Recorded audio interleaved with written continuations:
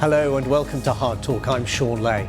We use random trials to test whether medicines make a difference. Why not use the same method to find effective treatments for poverty? The experimental trials in Africa and India run by Professor Esther Duflo and two colleagues have won them the Nobel Prize for economics. Among their findings, food aid isn't helping the poor, and the poorest kids don't need more books, they need more time. A fashionable idea wins the Nobel Prize, but is this really a story of failure of economists to predict the financial crisis and of economics to offer big solutions?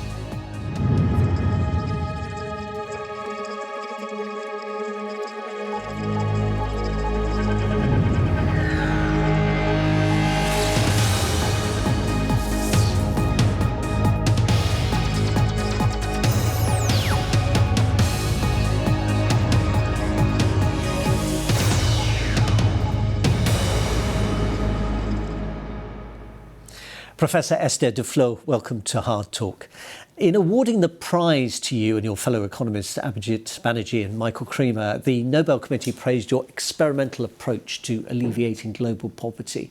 How would you explain what you do? So the idea is very simple. So first of all, you take a big problem like, how are we going to eradicate poverty? And you break it into manageable pieces. Pieces that, smaller questions, but questions that admit rigorous answers. And then once you have one of those questions, you deploy something which is very much like a randomized control trial in medicine to test one approach against the other. So to give you an example, suppose that you want to know how to motivate parents to take their kids to be immunized. You could set up a randomized control trials where in some villages randomly chosen, you work with members of the communities that are going to mobilize parents to get their kids immunized. In other communities, you send reminder text messages, and yet in other set of communities, you provide small incentive, say in the form of cell phone minutes paid to parents. And then you can do these things together or in combination because you've randomly chosen the villages. There is nothing different about them. So you can track the immunization rate in the different type of villages and see where it's higher. And in the place where it's higher is the intervention that is the most effective. In other words, see what works and exactly. What doesn't. Abhijit Banerjee, who's your partner as well as your fellow Nobel Prize winner, said originally people thought this a kind of loony agenda. People often told us it's not how you learn about anything because it's too small, too local. How did you overcome that skepticism? Little by little, you can think of each of these individual projects as one dot, and then together the dots start forming a picture. And initially, maybe the skeptic said, well, it might not replicate what you find in India, might not be valid in Kenya, and what you find in Kenya won't surely be valid in the UK. And we said, yes, possibly, but the only way to find out is to try and, multiply the number of trials and try to understand what generalizes, what doesn't, and also when something works out, why it works out or why it doesn't. And progressively, this has really become a movement. We really take these prizes not as recognizing the work of all three of us, but recognizing the work of hundreds of people, researchers, a network. This is JPAL, the thing you founded back in 2003. I think it's got about up to 400 researchers associated with it. JPAL itself has 400 researchers, and together they have completed or have ongoing 1,000 projects. So this is a large number of projects. And of course, there are even people who are not in JPAL who are using the same approach. So I think this has demonstrated the power of this technique, of this tool, much more than any of our single project could have. Just after the award was announced, you said it's not so much like hard science, more like engineering or plumbing, breaking the big problem into manageable chunks and solving them through a combination of intuition, trial and error and so on. I suppose it's an interesting analogy, but the argument might be made that the plumber can certainly remove a blockage, but the plumber can't ensure you're getting your fair share of the water, of the basic resource.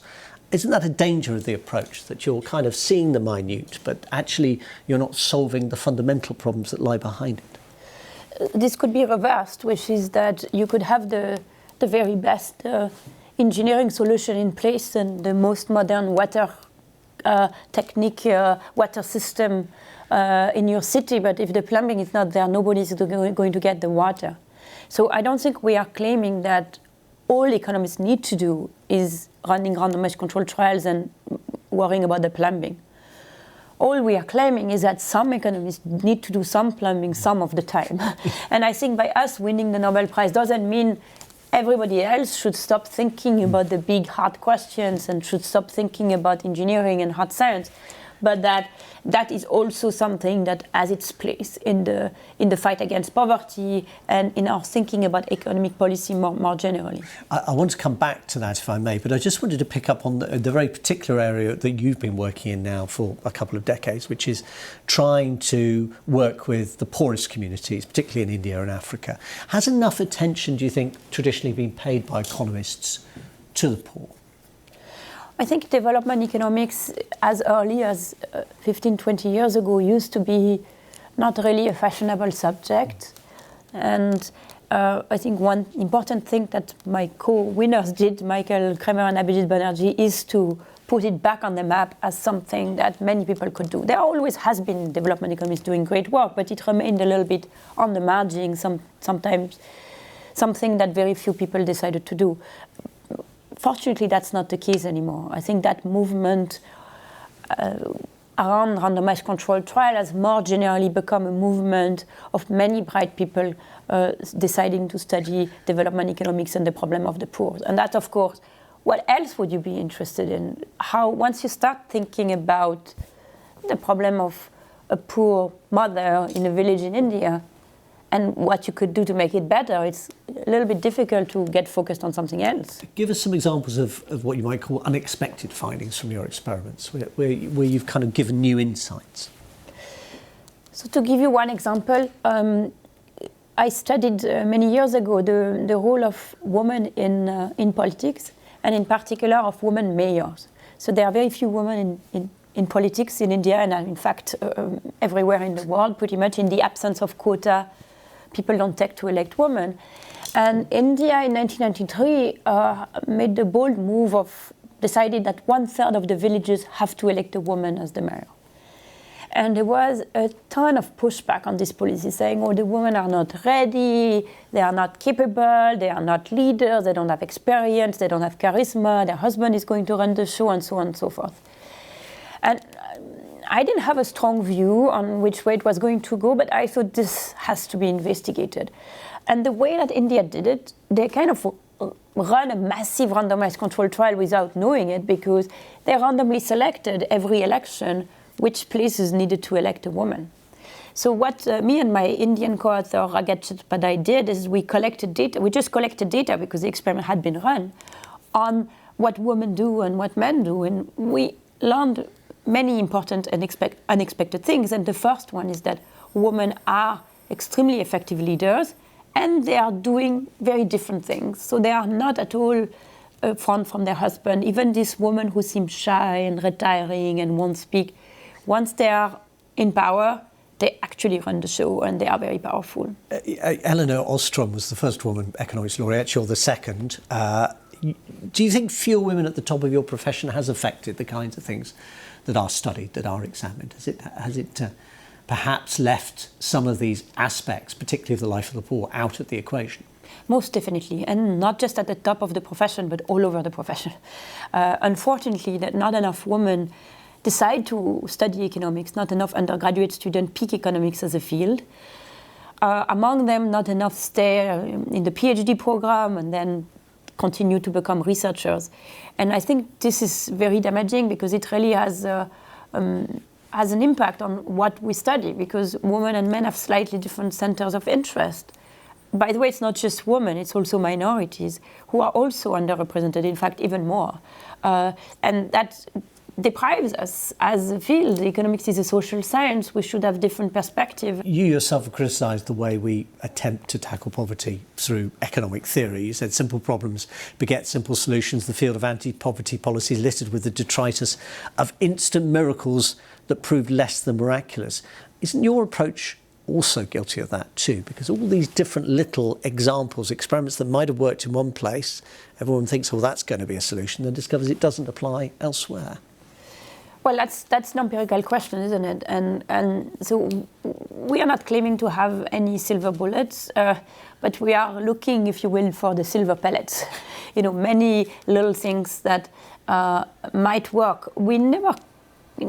One experiment is not going to tell you, once you have done one experiment somewhere, that you have to scale up that particular approach everywhere in the world without modification or without further research.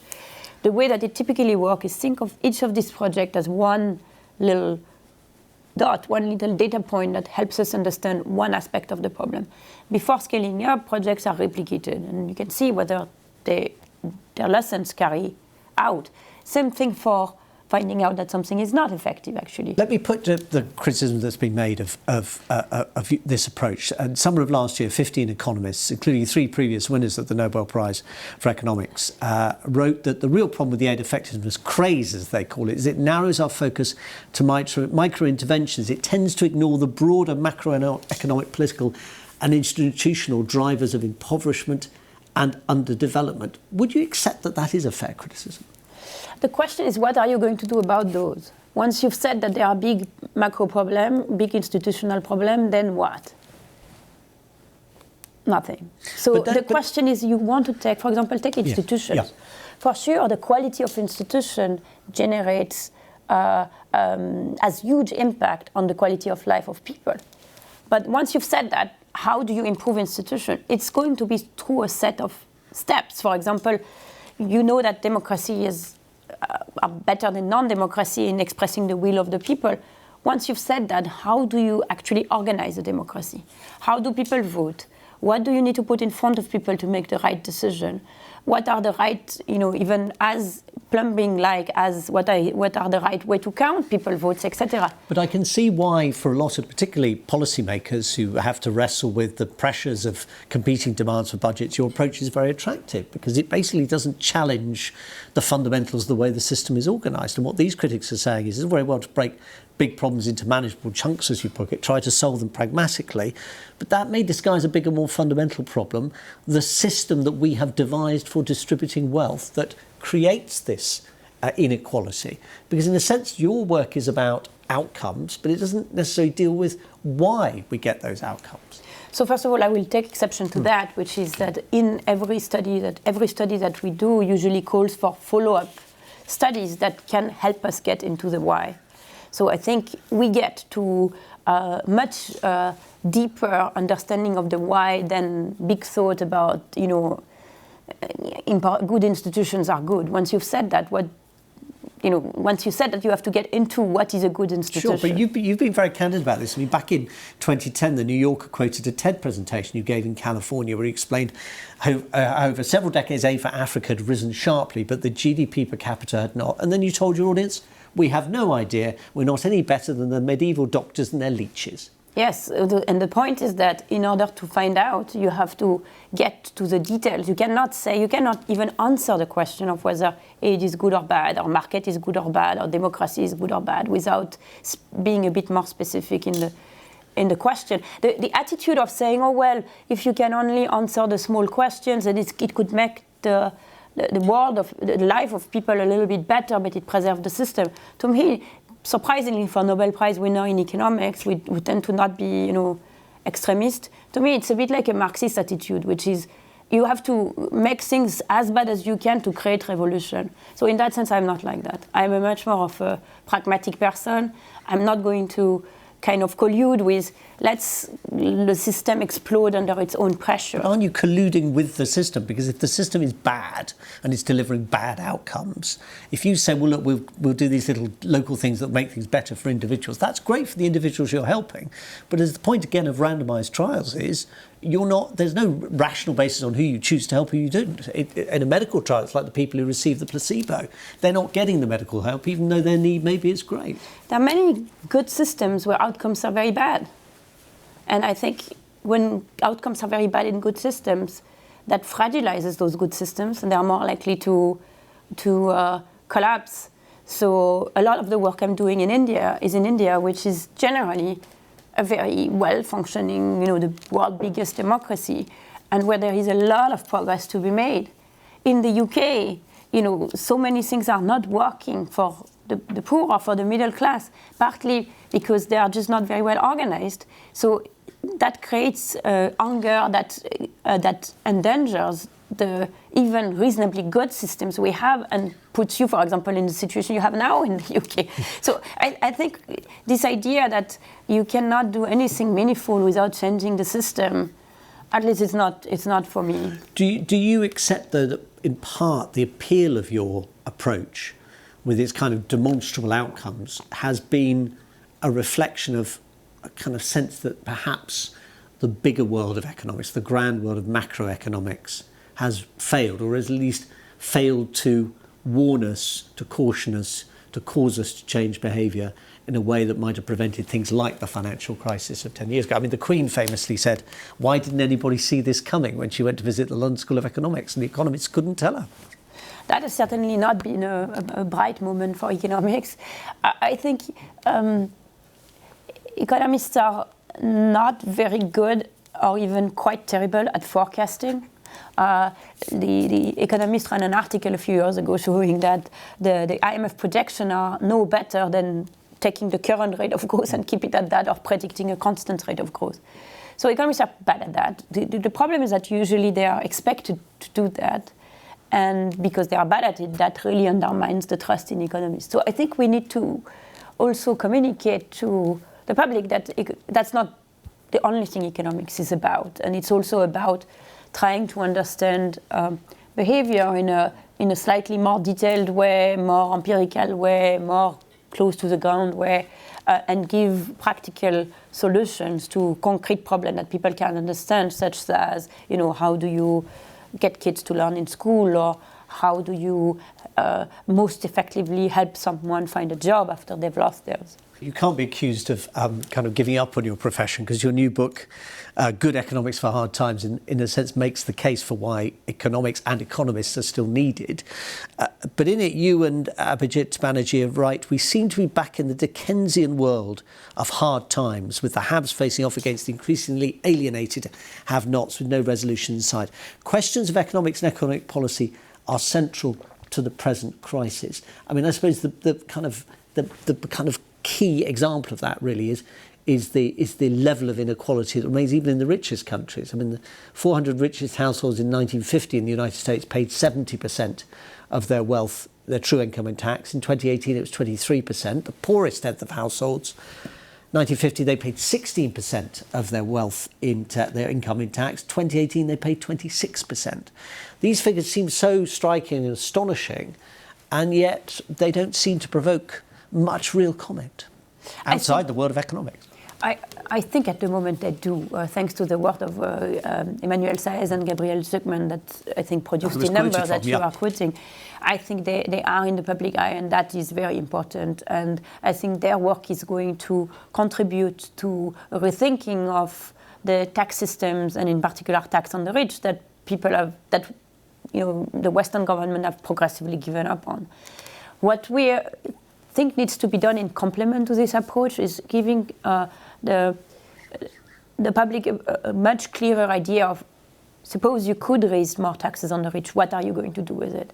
And because with the increase in inequality and the stagnation in living conditions for the vast majority of people in the Western world, combined with this huge increase in inequality, there has been a crisis of legitimacy of the government.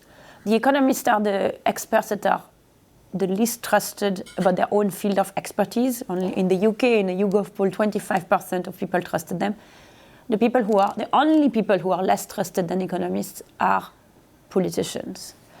And when you're in a situation where you have to face with issues that are at heart policy and economic policy issues like inequality or climate change, for example, the idea that neither economists nor policymakers have been able to keep a trusted voice in that debate is very depressing. And we wrote this book to hold on to the hope that we could get back to it and get back to a reasonable discourse, so that as society we can start addressing these issues.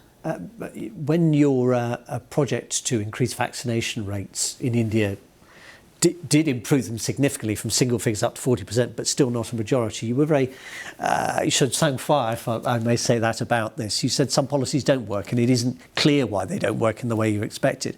But you said you prefer your approach to the one that says the view that it's a big conspiracy against the poor. Name your favourite enemy, capitalism, corruption, whatever it be. Our approach, you said, is easier. Warren Buffett, who is a wealthy man who has no reason to worry about his own income, says there is an enemy, and it is really an enemy that is preying on the poor. He says there's class warfare, all right, but it's my class, the rich class, that's making war, and we're winning. Isn't it your obligation as an economist, if you see the evidence of this, to call that out? I do think that the war metaphor is very powerful, and Warren Buffett is not the only one to use it. I think the populist movement have gained a lot of ground by putting themselves as the leaders of the downtrodden, and as the downtrodden being the foot soldier. And I do think that it might be a good idea to take ownership again of that image and say, if you've lost your job because you've been replaced by a robot, or your job was outsourced somewhere, or the factory that produced furniture is now being shut down because the furniture is made in China, you are, in a way, a veteran of, not a war that is fought specifically against you, but a veteran of an economic disruption world. And we should not look at you with suspicion because you need welfare. We should not look at you as a sponge who is trying to take advantage of the system. We should not look at you as a loser. We should look at you as a hero and someone that we need to meaningfully help. So this is maybe what we're adding to the taxation piece, and the place where not only it's important to raise revenue and to curb inequality by raising taxes at the top, but you need to show people what you're going to do with it that is going to help them directly. And you need to really change both the rhetoric and the programs themselves to have a clear awareness that in the globalized world in which we live, and with the advent of artificial intelligence and robotization of a lot of the workforce, people are constantly faced with disruptions in their life, and they are not as equipped to deal with this disruption as economists and policymakers like to think. And therefore, we need to be there to help them out and turn their lives around to something else. At the end of the book, you issue a call to action, and you conclude by saying it's for all of us to take responsibility. Economics is too important to be left to economists. I hesitate to say this, given that you pointed out that survey shows that only one group of people is less respected than economists in the UK, and that's politicians. But would you consider entering politics? President Macron is one among your biggest fans, and you are somebody who is interested in solutions. Could you not be like one of those women mayors in the Indian village, surprise people by what you could do if you took office? So when I was about 20, I considered not entering politics, like electoral politics, but becoming a civil servant, because I wanted to make a difference in the world.